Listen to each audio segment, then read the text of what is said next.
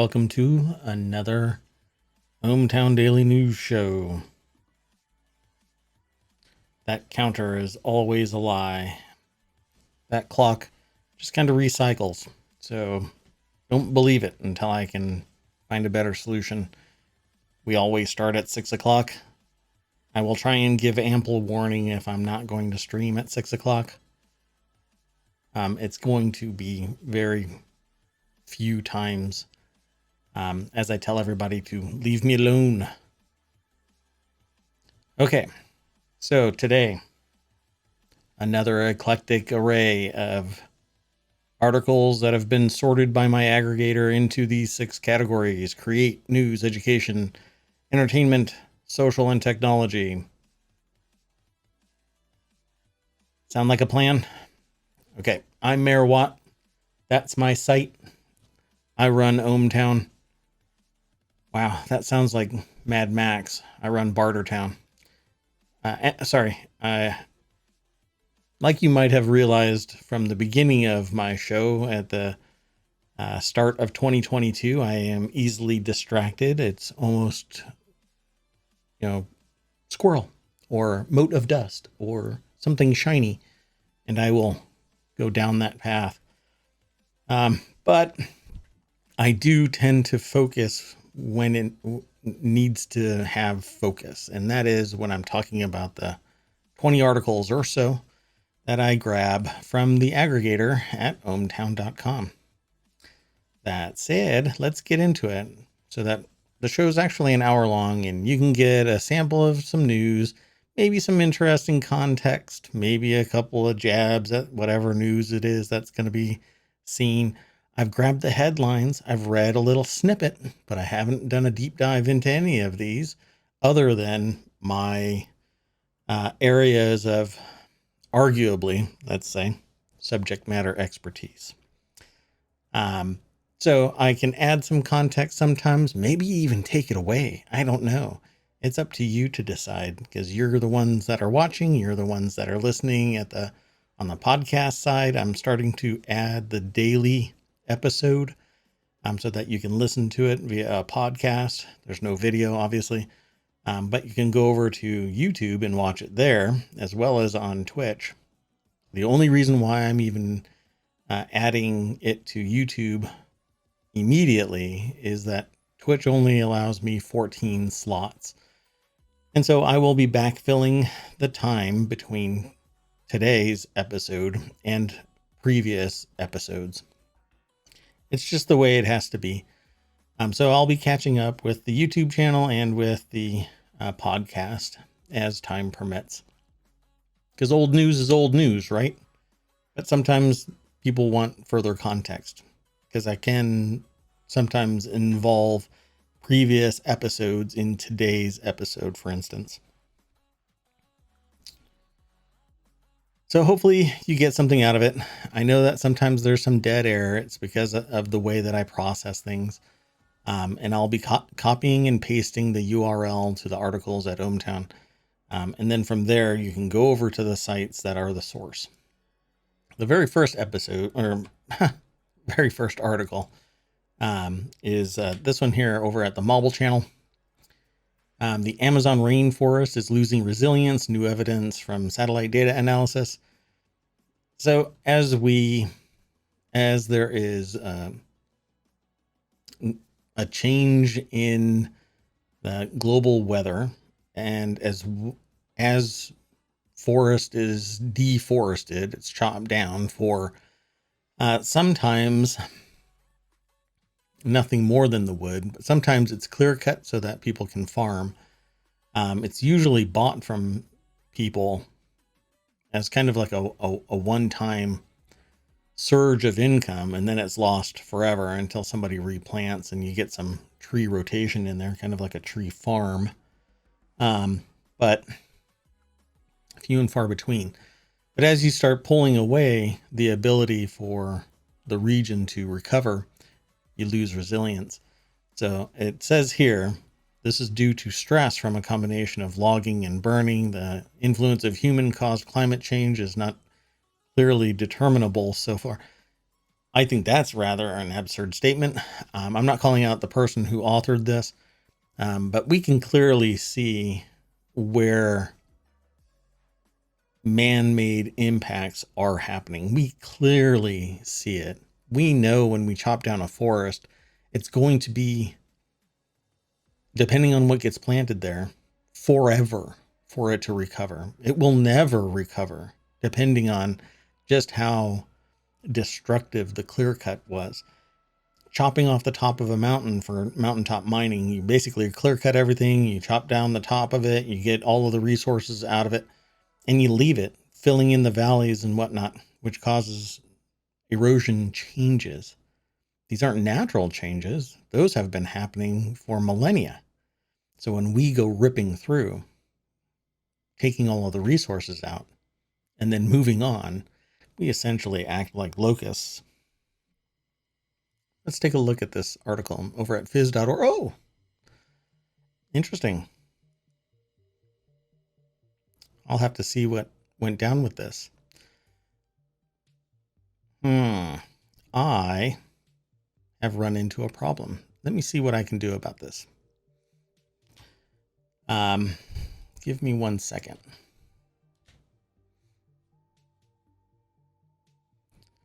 Yeah, I'm sorry. I will probably end up having to edit this video, but maybe not.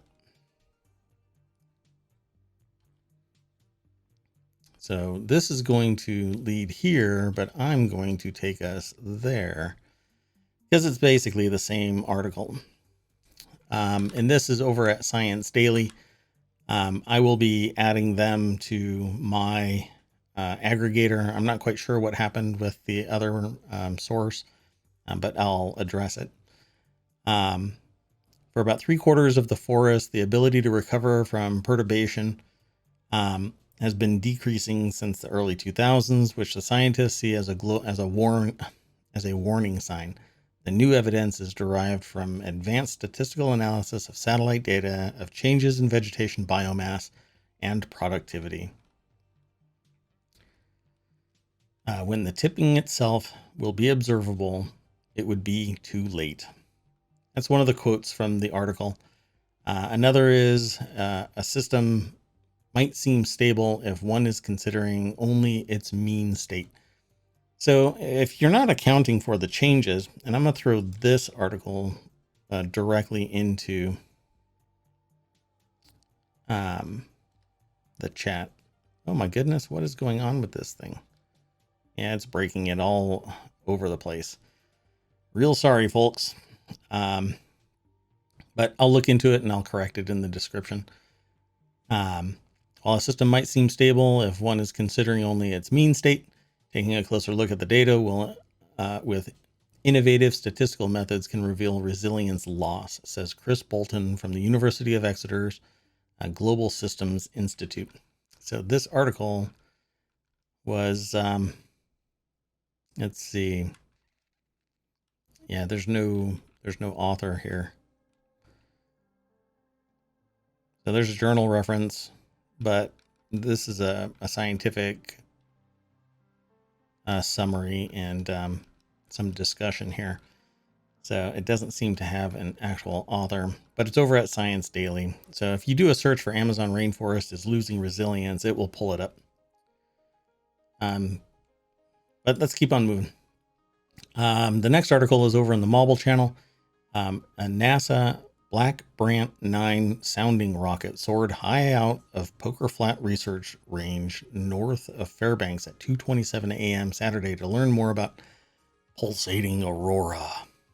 So let's click this link. It takes us to phys.org. The article is written by Rod Boyce from University of Alaska Fairbanks. If you've never heard of what this is, this rocket, basically it just sends off into as far as it can go, really, into the atmosphere to assess what is going on in a given area. So it says loss through auroral microburst pulsations or LAMP. And I love LAMP. Never mind. Experiment seeks to determine whether the pulsating aurora is connected to another phenomenon called microbursts, higher energy electrons from the Earth's magnetosphere driven toward Earth in bursts that last about 1/10 of a second. That is faster than the pulsating aurora, but similar to the flickering inside the pulsations.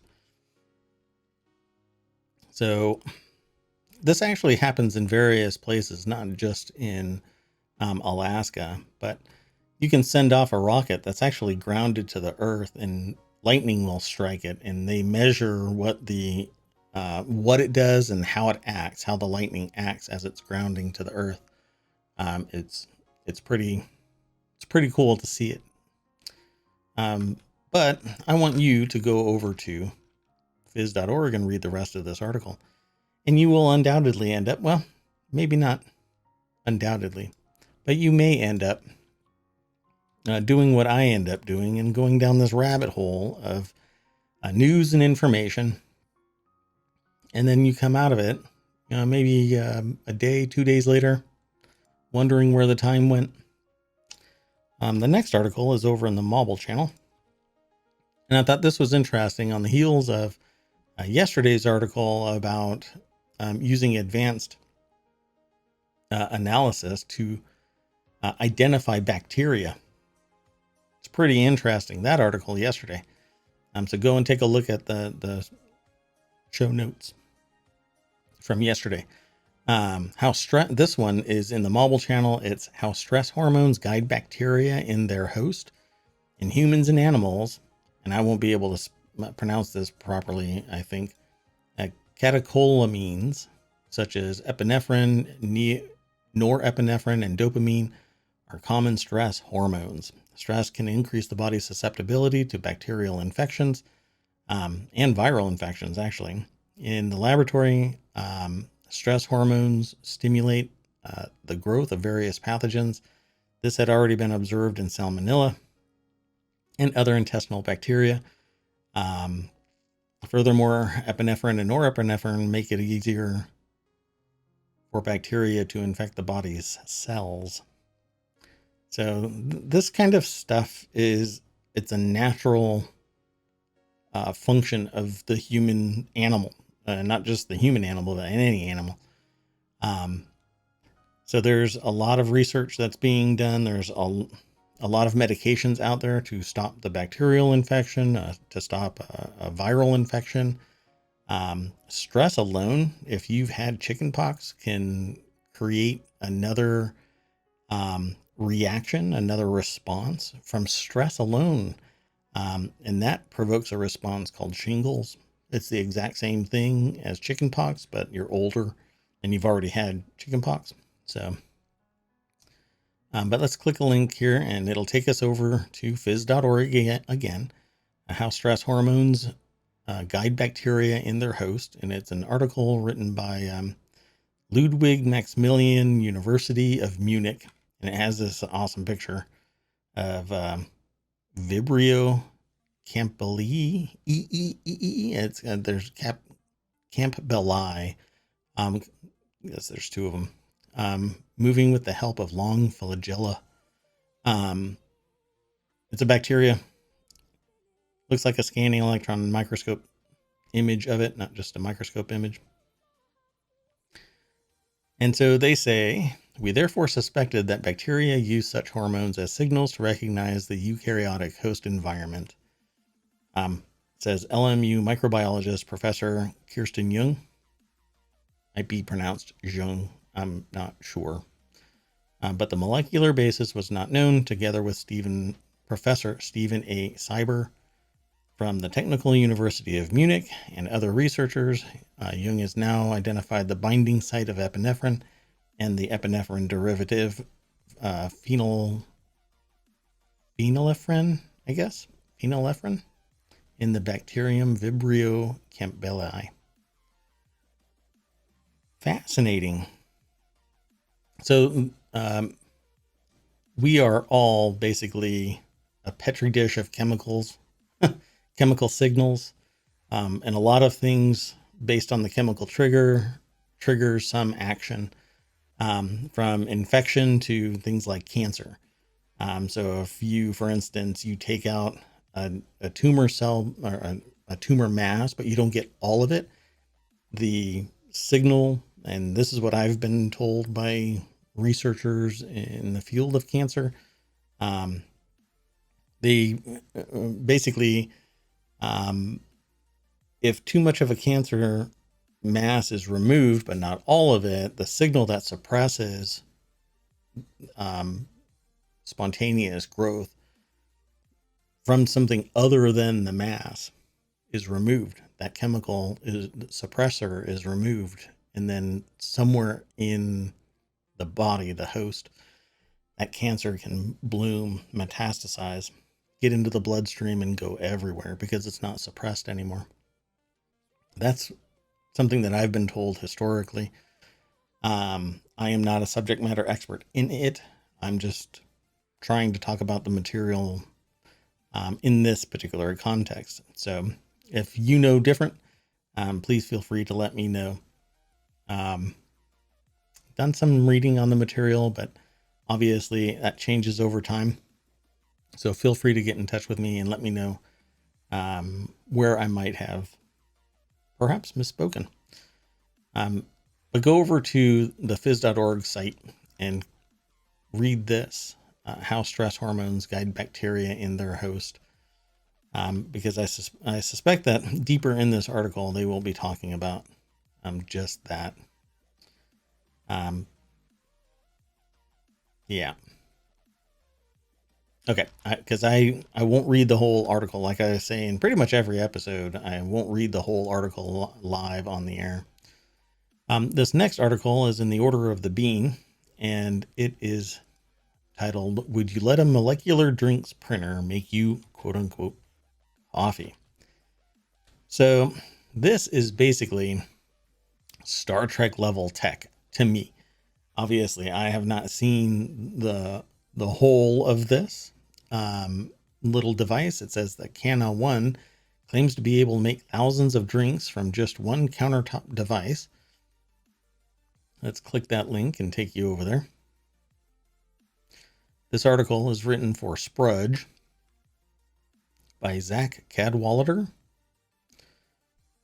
And it says here, and the next evolution of drinks that aren't actually made of what they are is here, and it is going full on omni beverage. The Cana One is a molecular drinks printer and can whip up some version of just about whatever you want to quench your thirst, including alcoholic beverages. So this is a render of what this thing is supposed to look like. I've seen other instances of this being talked about, but I haven't actually seen the device, I don't think. I suppose we could click this link. You know what? I'm just going to click this link and hope it opens it right next to me. Yeah. Okay. So, so again, this and that look a little different. But it says here, it's $500 for the first 10,000 orders, $99 for the reservation fee, $800 after the 10,000 orders, and deliveries are set to start in 2023. Don't know when in 2023. And I'll scroll a little bit so that you can see this. So basically, you just decide what drink you're going to do and send it its instructions, and suddenly it will work, right?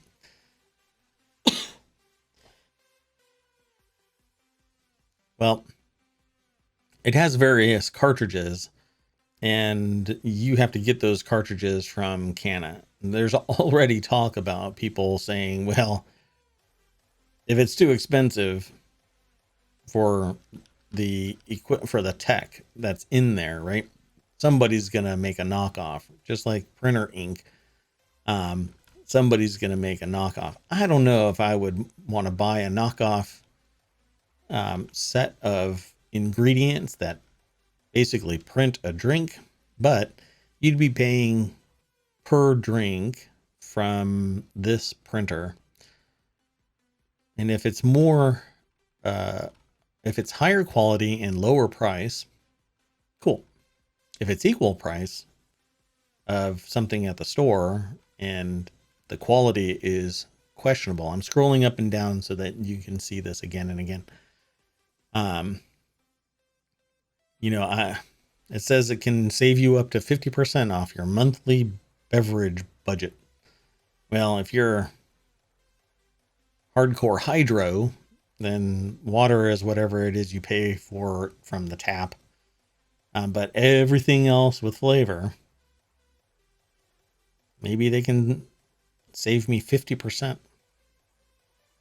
But would you drink coffee printed by this thing?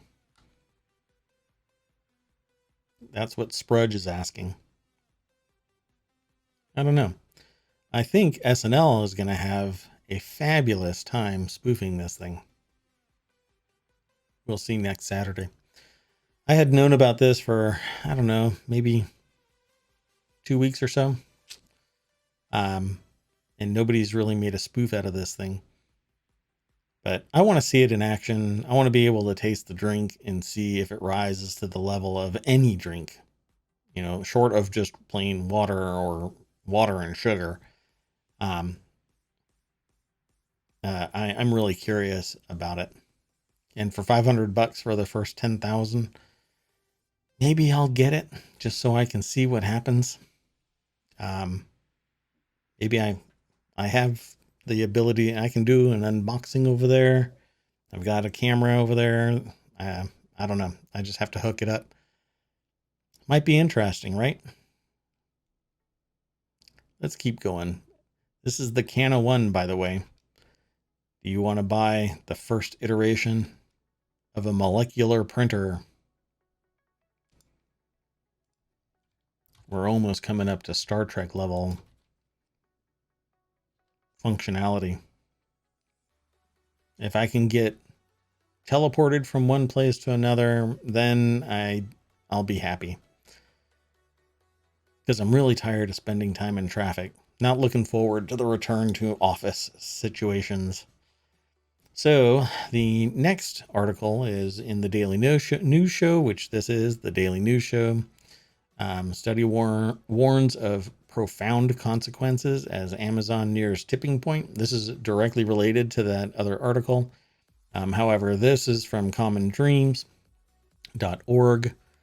This is written by Brett Wilkins. Their headlines tend toward the,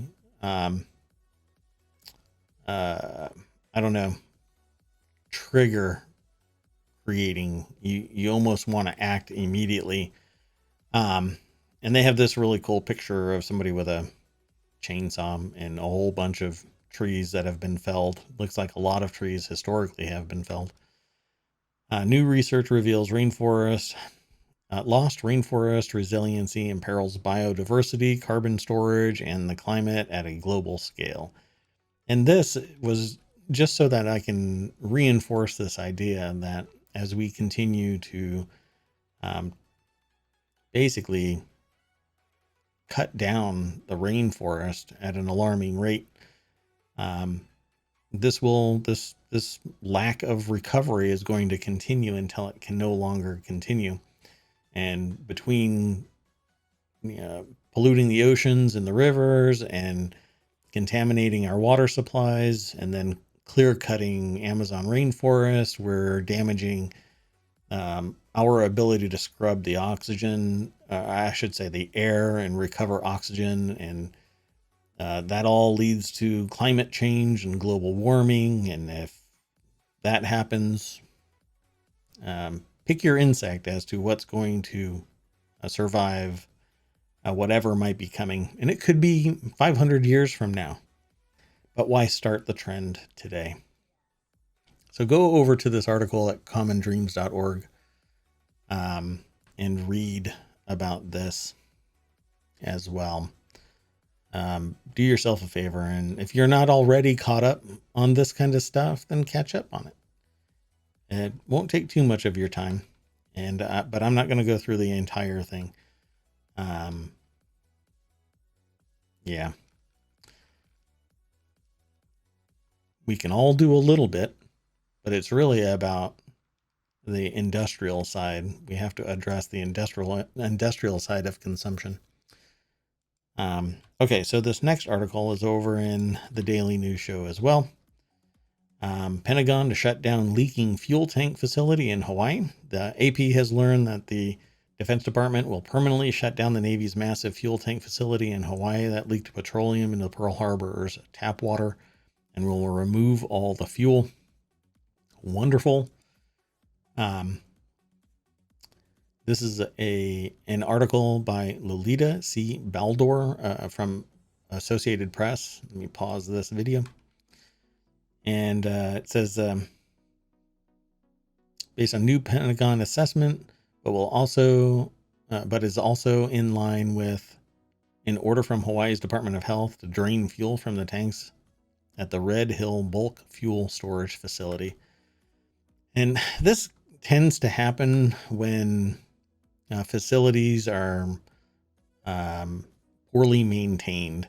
In the last episode, we had oil drilling wells, and their pipes eventually will break down. The stuff that's in oil is very destructive, and it destroys seals. It seeps through cracks. Water, liquids in general are very insidious. If they can find a way to destroy anything around them, they will.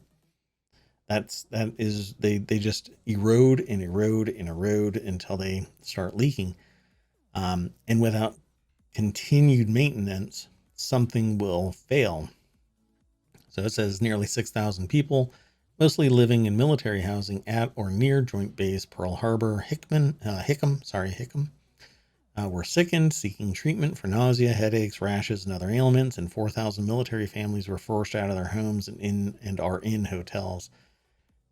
This will continue to happen if we don't pre-plan for resolving these aging elements of technology. In the consumer world, what I tell clients and people that I speak to almost on the daily, if you buy something today, in 6 months in tech, it's considered obsolete. So you always are really paying attention to the tech of the time. And when something is built decades ago and then largely assumed to be in stasis, it's not.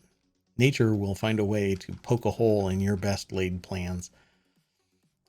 So again, I urge you, go over to ABC News, and if it's easier if you click the link at ohmTown, or you can just do a Google search.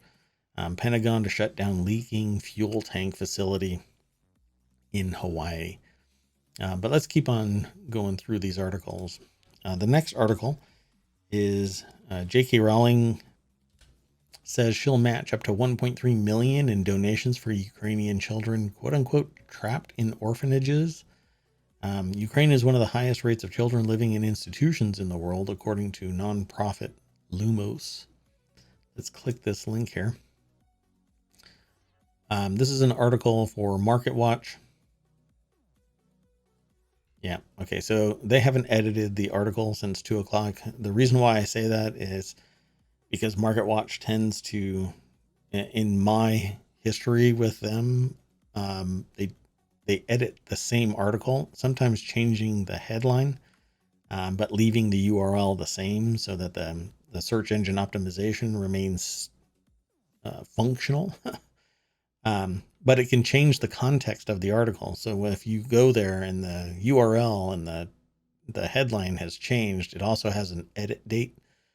And you will see somewhere in the article that things have changed from previous iterations of it. Well, this article was written by Leslie Albrecht. And it has a ticker for Twitter because that's where J.K. Rowling made this statement.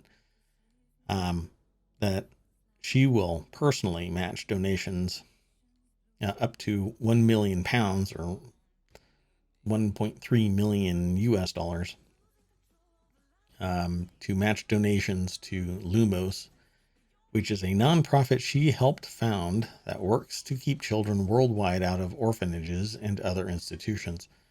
But but she's funding this, it says here in the tweet, to do crucial work for some of the most vulnerable children in Ukraine.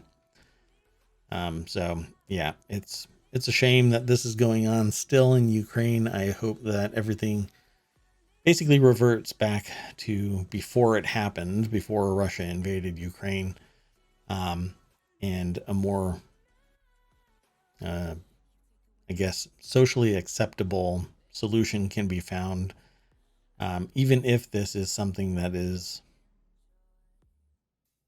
I can't finish that. I don't even know what I'm saying at this point. Some of the things that I've seen, some of the things that I've heard about what's going on in Ukraine it's ridiculous. And Russia should just back out right now. Plain and simple, the entirety of the world, except for maybe a couple of countries, are saying the exact same thing in unison. Russia needs to just back out of Ukraine. But there are these people that are continuing to run around saying that X country or Y country can't sit there and say these things because of their history. And context matters. And so there's a lot of misinformation, misperception, kind of cherry picking arguments and so on. But we shall see.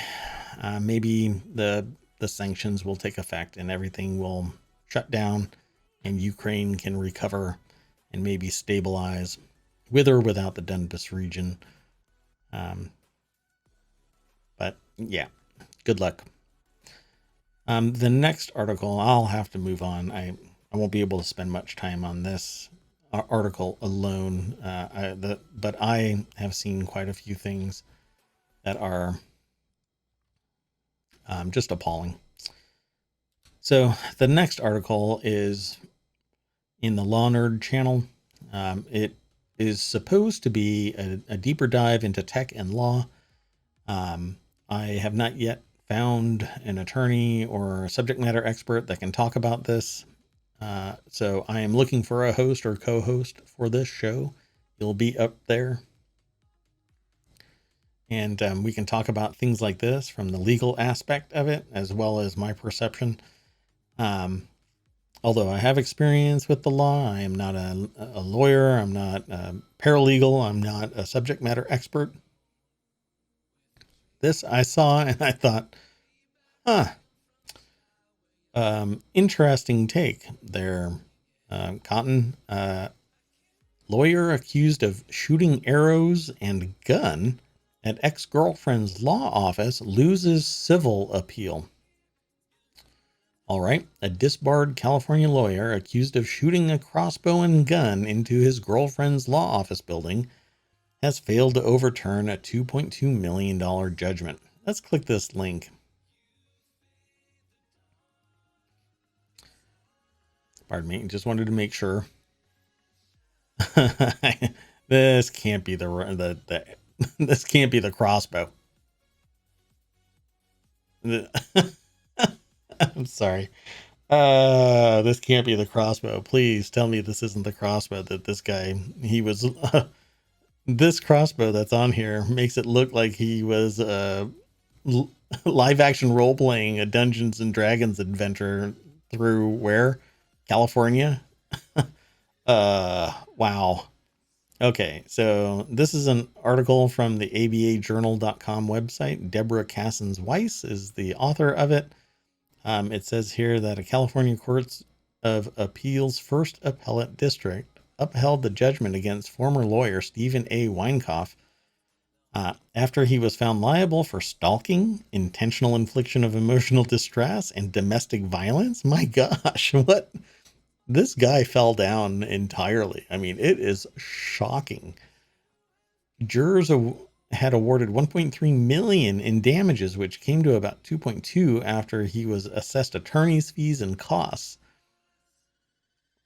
Wow. Law 360 has coverage of the March 3 appellate ruling. But feel free, go over, click that link. You can follow the link from ohmTown over to the ABA Journal article. Then come on back and talk about it if you are oh so motivated. And you can also talk here in Twitch, or wherever ohmTown is, ohmTown.com, definitely. So let's see. On appeal, the appeals court said the civil trial judge did not err by admitting surveillance video or an audio recording of a phone call between Quintero and Weinkauf that related to the gunshot. The court also ruled against Weinkauf on his challenges to jury instructions, sufficiency of the evidence, and the jury verdict form. Okay, let's back up a little bit. Quintero had installed video cameras on our law office after someone shot crossbow arrows through the building windows in April, June, and August of 2015. Wow, this has been since 2015? Wow. And the relationship ended in December of 2013. All right. So in January of 2017, surveillance video showed someone in a red Jeep fire a gunshot at the building, which cracked a window. Just cracked it? It's a pretty robust window. 5 days later, there was another incident. A video showed the same Jeep. Quintero was able to identify Weinkauf shooting a crossbow, even though the incident, like the others, happened, quote, under cover of darkness, the appeals court said. Wow. So let's see. The court also ruled that the trial judge did not err by including the value of Weinkauf's home and lot in determining net worth, even though he had placed the home in an irrevocable trust, which is the, I don't know how to describe this other than it's the rich person's form of removing your ownership of it. But it's easy to pierce that veil if you're the only one that's part of the trust. And you're the one benefiting from the protection of the trust. So Weinkauf retained an interest in the assets and they can be reached to satisfy a judgment against him, the court said. So yeah, there you go. Okay, so let's continue on because that is an interesting article, but there's not much more to it, at least from this article's perspective. So the next article is in the Mobile channel. Earthquake fracture energy relates to how a quake stops. I've always thought this stuff is interesting. Ever since I was a kid, I was interested in plate tectonics and volcanic eruptions and earthquakes in general. And I used to live in a place where you could actually watch the road shift and the land swell and drop. It was quite interesting. Maybe a figment of my kid imagination, but that is what I recall and what I recall being told about it from adults. And as far back as I can remember seeing it, I still saw it. That was in California. So it says, by examining earthquake models from a fresh perspective, Cornell engineers now show that the earthquake fracture energy, once thought to relate to how faults in the Earth's crust weaken, is related to how quakes stop. So let's click this link. It'll take us over to phys.org.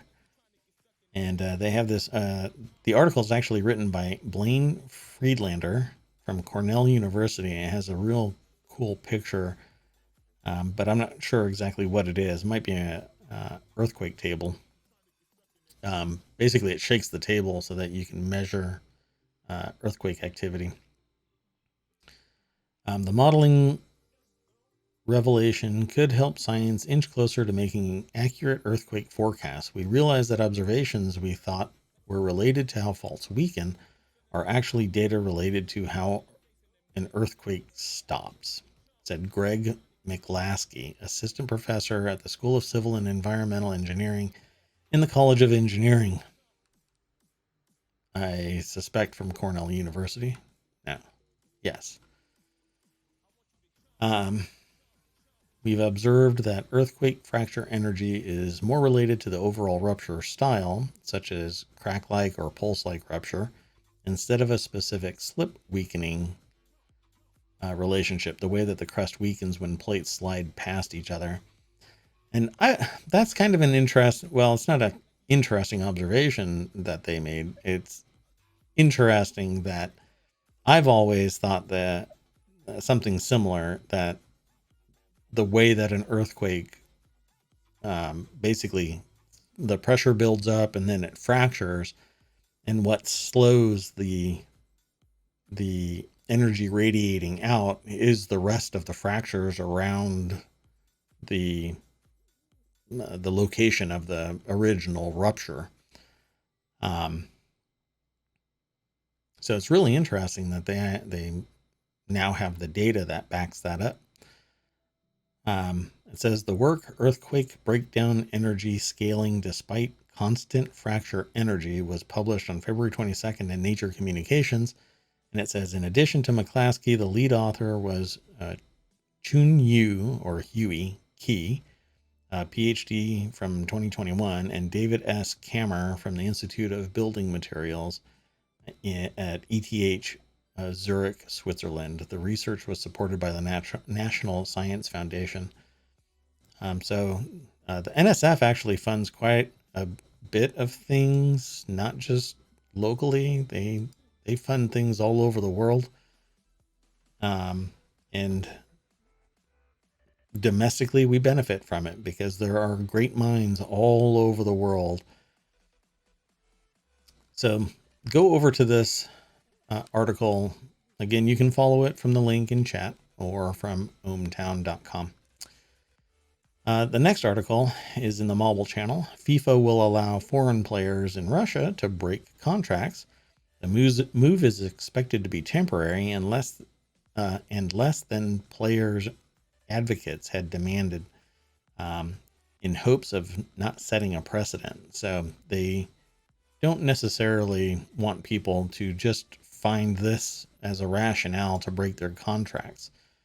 Contract law is a thing, even during times of conflict. FIFA will allow foreign players in Russia to break contracts. The move announced Monday is temporary, but it will free about 100 players to seek new teams for the rest of the season. As a lot of these economic sanctions are stopping people from getting paid or conducting business. This article is written by Tariq Panja. A week after declaring that Russian teams cannot play international soccer for an indefinite period because of the country's invasion of Ukraine, soccer's governing body announced on Monday that foreign players and coaches contracted by Russian teams can suspend their contracts and move elsewhere, at least temporarily. So they'll still be bound by their contract, I suppose. I am not quite sure how well received somebody might be if they take advantage of this option. But yeah, it's, unless they are continuing to get paid, I don't know how this can't be. I don't know. I just don't understand what's going to happen. Nobody knows what's going to happen to anybody that actually takes advantage of this, but we shall see. Go over to the New York Times where this article is, and you can do a search for FIFA will allow foreign players in Russia to break contracts, or you can follow the link here in chat. And there you go. This next article is in the mobile channel. It says Hubble's advanced camera for surveys celebrates 20 years of discovery.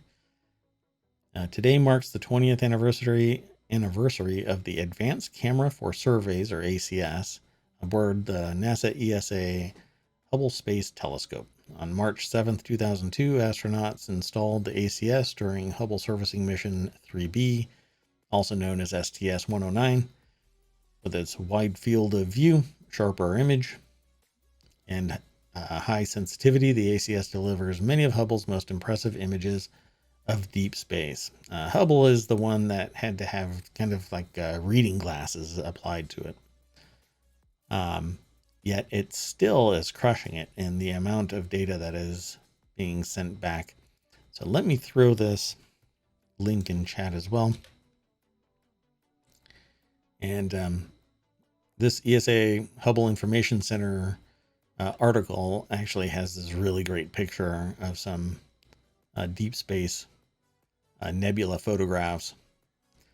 Now, me looking at that stuff, it's just beautiful to me. But Scientists look at this stuff and they see stuff that just goes light years, literally. They're not all gems, folks. I just tell them. Anyway, light years beyond what I observe. The ACS wavelength range extends from the ultraviolet through the visible and out to the near infrared. Its name, the Advanced Camera for Surveys, comes from its particular ability to map large areas of the sky in great detail. The ACS can also perform spectroscopy with a special optical tool called a grism. Let's see. I am curious if it talks about that. Pardon me while I scroll a little bit. Okay, well, this is actually quite a large article, and I couldn't find what I was looking for really quick. And it basically is going to be talking about the 20 years of Hubble's Advanced Camera for Surveys. So I want you to go over to that article and take a look and read it, and then come on back whenever you want, and we can talk about it some more. It has things like 3 sub-instruments make up the ACS. The wide field channel is a high-efficiency, wide-field, optical and near-infrared camera that is optimized to hunt for galaxies and galaxy clusters in the remote and ancient universe at a time when the cosmos was very young. So think deep space. The high-resolution channel was designed to take extremely detailed high-resolution pictures of the light from the centers of galaxies with massive black holes, though this is not currently operational, and the solar blind channel blocks visible light to allow faint ultraviolet radiation to be discerned. Among other things, it can be used to study weather patterns on other planets and aurora on Jupiter. Pretty neat. So go check it out and then come on back and talk to me about it. The next article is over in the Continuity Report channel. And this is the moviegoer disrupts the Batman screening after releasing a live bat inside the movie theater. A screening of Matt Reeves' The Batman was disrupted on opening night Friday at the Movie House and Eatery in Sinopolis in Austin after a moviegoer released a live bat inside the theater. Let's click this link. This is an article for Variety by Zach Scharf. I haven't seen The Batman. I will probably end up watching it once it drops over to Apple. It's just might as well watch it in the comfort of my own home with a nice drink. So local animal control was immediately contacted, and they've been overseeing the situation to ensure guest, associate, and animal safety. Holyoke said in a statement, to ensure a prank like this does not again occur, we've added additional security and are checking all bags upon guest entry. So, because of a goober, we all can't have nice things. I wonder if they're going to have a bat scanner. They don't exist, just in case. You can x-ray, do like a microwave, what do they call it? Millimeter wave scanner, like at the airport, and sniff for a bat, as well as use the millimeter wave so that they can see everything on your body. How do you feel about that? Some dingus does something goofy as a prank, bro. And the rest of us have to pay that price. Don't be a dingus. Okay, so next article is in the Smack Talk channel. See how much Apple's campus design has changed in 30 years. Oh my goodness. How to make me feel old in one sentence. No, I won't do it. My shirt has a statement on it that, yeah. Anyways. It declares my age. A new set of images from the architecture firm prove that Apple's campus designs have changed as much as the design of its actual products. So let's click this link and take you over to it. This is an article for appleinsider.com by Mike Peterson. And I can imagine that it's changed quite a bit in 30 years. Oh, goodness. 1993 to 2017. Apple used the Infinite Loop campus from 1993 until 2017 when it began moving operations to Apple Park. Um, so they've got, oh my goodness. Wow. So I've never been inside any of Apple, um, I guess, headquarters or offices. I think it would be interesting to see it, but for me, it's not really something that I would travel across the country to see. Some of the stuff that there's pictures that I'm looking at, but I'm not gonna go through them all. You can go and check them out.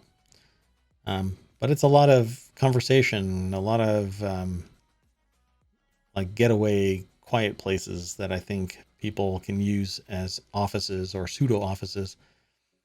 Um, yeah, it might be interesting to you if you are into architecture or design, industrial design. So go over to this article and you can see how much Apple's campus design has changed in 30 years. Only have a few more articles, and I thought this one was really interesting. The article is in the continuity report, and this article is titled Dua Lipa Slammed with Two quote unquote levitating copyright infringement lawsuits in 4 days. So, levitating is just a song, but apparently it's a global hit. I don't think I've heard it yet, but I, I'm not sure. It says it's almost become a model in recent years. If a song's a hit, the copyright infringement lawsuits follow, and Dua Lipa was clobbered with two of them in the last 4 days. Her global hit "Levitating," which has spent 68 weeks on the Billboard Hot 100, has drawn two lawsuits from songwriters claiming the song infringes their copyrights. So let's click this. And this article is written for Variety by Jem Aswad. And let's see. The first was filed March 1st by Florida reggae group called Article Sound System, claiming that Lipa's song lifts from their... I thought this was interesting terminology because I was going to say that the song was lifted because it's, a song called Levitating. So doing this alone, by the way, cracking these jokes, I don't laugh at my own jokes. I just sigh and just kind of think, dad jokes. At any rate,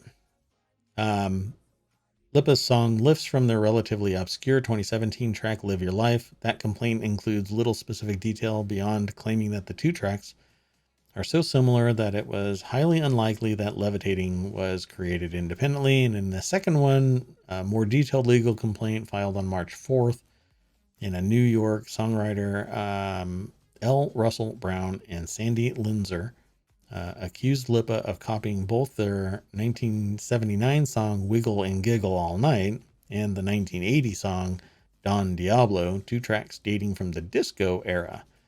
And the pair claim the opening melody to Levitating was a quote unquote duplicate of the melody to their songs.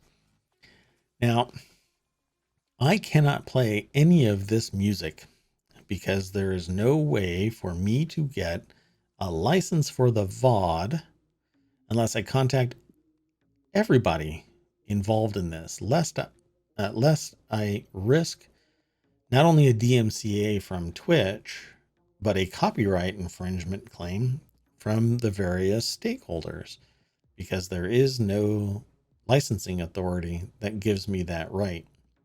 I can do something live, but I can't do anything in the VOD. And since this is going into other locations, I can't do it. So I think more people need to talk about this stuff, and a real solution for streamers needs to be found, because right now incidental music playing lands you with your channel being taken offline in an automated fashion, many of the time. So there needs to be a shakeup in this sector so that people can listen to and discuss music and whatnot.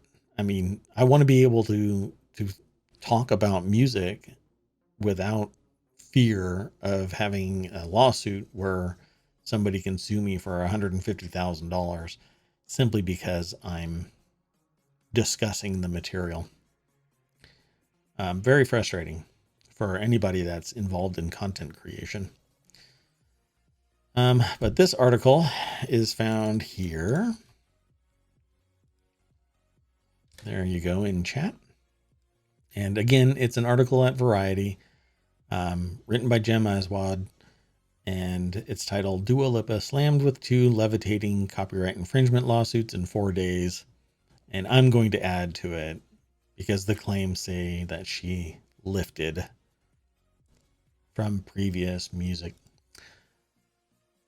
So the next article is over in the Mobile Channel. It says Supreme Court says 10 burglaries can count as one offense. So there you hear it, folks. If you're going to commit a series of crimes, apparently the case concerned a federal law that calls for quote unquote stiff sentences for gun crimes when the defendant had committed 3 felonies, again, quote unquote, on occasions different from one another. So let's click this link and we'll get thrown over to the New York Times. And it says here, let's see. In 1997, William Dale Wooden pleaded guilty to 10 counts of burglary, 1 for each of the adjacent storage units he had broken into in one night. More than a decade later, he was convicted of being a felon in possession of a gun. Prosecutors felt that a stiff sentence under the Armed Career Criminal Act, a kind of 3-strike statute, it calls for a mandatory 15-year minimum sentence for defendants who unlawfully possessed a gun and had been convicted of 3 or more felonies like burglary, committed on occasions different from one another. Yeah, so if you're going to commit felonies, do them on different days. Or do them all at the same time. One or the other, I suppose. Because depending on the interpretation, they're either different occasions or it's just one stroll. You're basically vacationing inside a criminal environment. It says a trial judge ruling that each burglary was a separate occasion sentenced Mr. Wooden to almost 16 years on the gun charge, about 14 years longer than the recommended sentence had he not been subject to the statute. So do them all together. And they'll only be counted as one. So this article goes into greater detail. And it says all those factors counted in Mr. Wooden's favor. She wrote, every member of the court sided with Mr. Wooden, but Justice Neil Gorsuch did not adopt Justice Kagan's reasoning. The multi-factor balancing test, he wrote, did not give lower courts adequate guidance. Interesting. So go over to this New York Times article and remember, if you're going to commit a gun crime and you have a history of crime, do all of your previous criminal history acts on the same day. Yes, that's all sarcasm, folks. I don't want the internet to misconstrue what I'm saying. This is not advice. Just satire. Okay, so this next article is Scientists Seek Origin of Mysterious Gigantic Bubble Structures in Our Galaxy. There's a lot of just kind of dead space out there. And there's no signals, there's no light, there's no nothing. And it says, for more than a decade, astronomers have been perplexed by the existence of 2 gigantic bubbles that extend for tens of thousands of light years on either side of our galaxy, the Milky Way. New observations now reveal that these enormous bubbles are like remnants of a powerful explosion that occurred some 2.6 million years ago, when the supermassive black hole at the center of the Milky Way gobbled up a huge clump of matter. This glimpse into pyrotechnic past of our galaxy was captured by eRosita, a sophisticated X-ray instrument developed by the Max Planck Institute for Extraterrestrial Physics in Germany. Man, I love that title. That's just awesome. Interestingly enough, this article is written by Becky Ferreira for Vice.com. And let's see, there was something that was being said here. This breakthrough from eRosita, which is part of the Russian-German Spectre RG Space Observatory, has a special poignancy to it, considering that the instrument was indefinitely switched off on February 26th in response to Russia's invasion of Ukraine. You know, it really sucks that science gets pulled into geopolitical conflict. And it sucks even more that there is geopolitical conflict. Knowing what we know, having the tech that we have, yeah, we should be seeking solutions and not invading other countries. So I guess that's a form of a solution if you're a sociopath. But the next article is in the Daily News Show. That's this show. Texas County finds 10,000 uncounted ballots from primary day. Officials say about 10,000 mail ballots were tabulated but not counted in Texas's most populous county on the day of last week's election, adding to the delay in determining some winners in the nation's first primary of the 2022 midterms. Wow. Imagine that. So, let's see. If you can't mail stuff in, and electronic isn't adequate for some people, so mailing isn't adequate for some people, showing up takes forever because it's constrained artificially, and you can't use electronic voting because some people don't trust it. Oddly enough, they trust in other things, but they won't trust in the tech. It says election officials in Harris County, home to Houston, said late Saturday that oh my gosh, I'm not reading things properly right now. Election officials in Harris County, home to Houston, said late Saturday that an oversight led to 10,000 ballots not being counted. Those votes, 6,000 Democrat and 4,000 Republican, will be added to the final tallies Tuesday. Oh, I can already sense the outrage that these 10,000 suddenly appeared. Anyway, this is an article written by the Associated Press. It doesn't say who it was that wrote it. It's over at ABC News, and it's titled, Texas County Finds 10,000 Uncounted Ballots from Primary Day. So what is your take on this? You are watching me talk about this in kind of a general term, because I'm just raising awareness about the news. But how do you feel about physically voting somewhere? You have to go somewhere. You have to wait in line tremendous amount of time sometimes. There's constrained polling stations. This only applies to the United States. No, it applies everywhere. Everywhere there's votes, right? You can have a vote somewhere and it really doesn't mean anything because the winner has already been predetermined. But, assuming your election is valid, assuming, like I assume that our election in the United States was just fine. Why? Because it didn't feel any different than any other election, at least to me. There's a lot of hemming and hawing from others, but I don't think that there's one substantiated claim of them stealing an election. Meanwhile, there has been proven events where the other people, it's always them versus us. The only difference between a terrorist and a hero is which side of the fence you're on, really. Well, hate to break it to you, there has been cases proven of people fraudulently voting, but it isn't the side that you think, depending again on which side of the fence you're on. Oh, it's only on one side.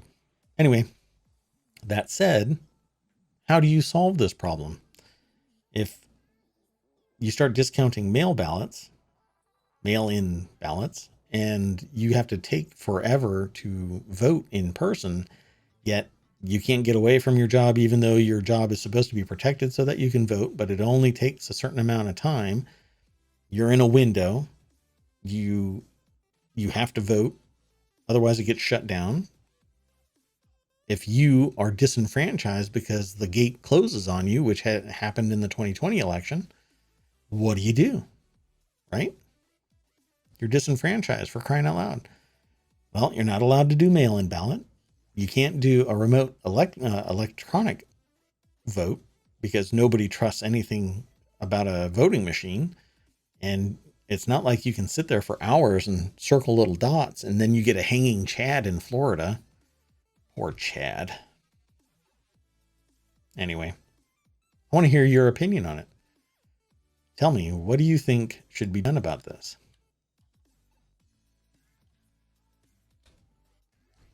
I'm in before the blockchain response. I think it'd be fine as long as you can prevent the fraud there. Right? And finally, we're going to end with this article, which is the Word and Tech channel. The aggregator threw it in there because Ubisoft and Take-Two are also blocking game sales in Russia. So yet more dogpiling on limiting any type of sale in Russia. Ubisoft and Take-Two Interactive are suspending game sales in Russia in light of its invasion of Ukraine, joining a growing list of companies that have decided to cut ties with the country. In an updated post on its blog, Ubisoft announced its decision to pause sales in Russia, citing the ongoing tragedy in Ukraine. But let's click this link. I'll take you over there. This article is written for The Verge, and it's written by Emma Roth. And the image is the Ubisoft name, and it has this kind of a warped effect on its edges, and it's messing with my eyes, man. So it says, quote, "We have watched recent events unfold in Ukraine with concerns and sadness," says Alan Lewis, Take-Two's Vice President of Corporate Communication and Public Affairs, said in a statement to The Verge. "After significant consideration last week, we decided to stop new sales installations, marketing support across all our labels in Russia and Belarus at this time, because Belarus is actually supporting Russia in its efforts to invade Ukraine, which is not good. And there's surrounding EU, NATO countries that really the whole world is against this, and except for Belarus. So at any rate, go over to The Verge and read this article and give them a look-see at more of the content that they have on this matter. So it says, following EA Games, CD Projekt Red, Activision Blizzard, and Epic Games, and others, many others, suspending their activities in Russia. Sanctions will work eventually. And with that, we are done with today's show, but I want to take you back to the front page. As you might recall, ohmTown is an aggregation site, and it throws everything into these 6 categories: create, news, education, entertainment, social, and technology. When you click the name, it will refresh, and you'll get a whole new listing unless something breaks. Again, I'm still working on some functionality to optimize it, make it faster, more robust, including adding additional sources. But it runs 24 hours a day, 7 days a week, and I hope that you find value in it. So stop by tomorrow, 6 p.m. Eastern, and we'll talk about another 20 or so articles. And maybe I'll hear from you in chat or at YouTube or in Twitter or here in Twitch. Thanks again for coming, and I will see you tomorrow. Bye-bye.